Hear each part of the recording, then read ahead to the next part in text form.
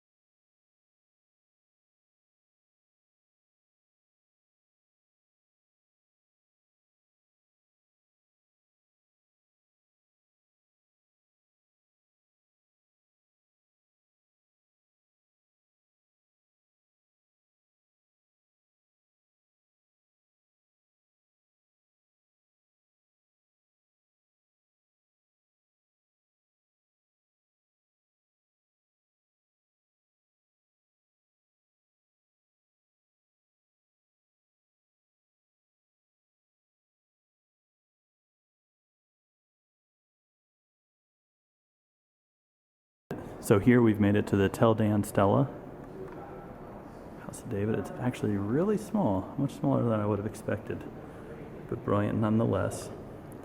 And then walking from there, we go through the city gate of Hatzor. Walking through that, up ahead is the Holy of Holies from Arad. Here's a little letter that was written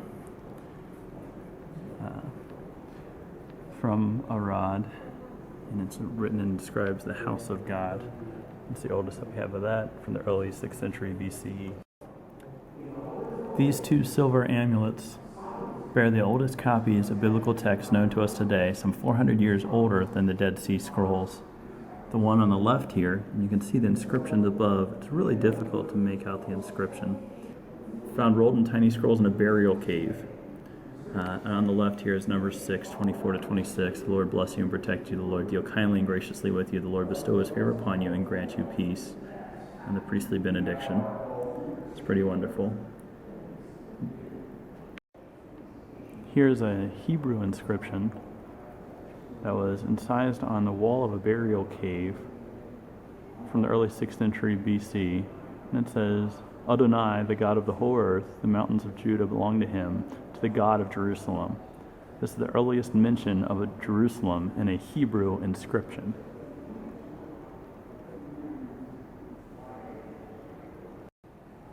So this is referred to as a lidded storage jar with a stamp on the handle belonging to the king Hebron. It's from Lachish in the late 8th century, and you can see the little seal here on the handle. They believe that this belonging to the king was a way of a royal stamp that was used for the collection of food in anticipation of war. Here we have additional extra-biblical evidence of the sacking of Lachish.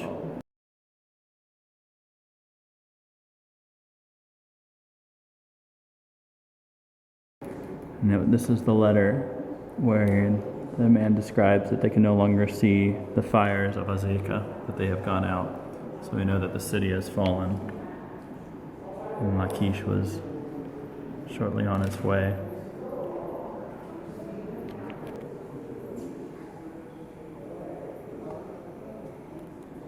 You can see the inscription on the stone there, just barely.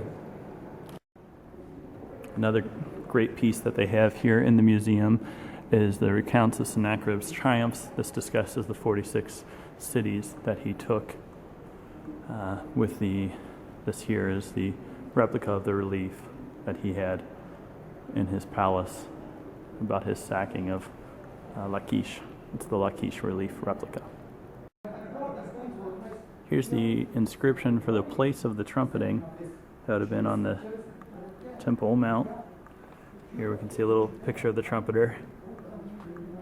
Mark where the priest would stand to signal by trumpet blast the beginning and end of Sabbath. This also here, no foreigner shall enter, is a relief, or I'm sorry, a replica of the real fragment that unfortunately is in Istanbul. But this is the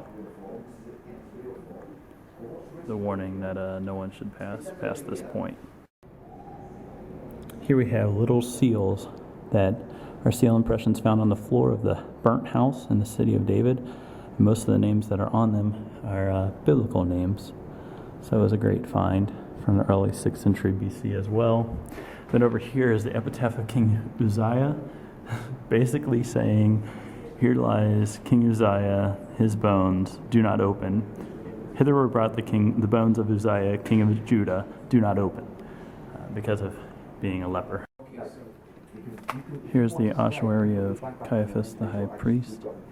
And then over here is the inscription with Pontius Pilate's name on it that we also saw at Caesarea. This is the original, though, whereas Caesarea had the replica. Stay until what?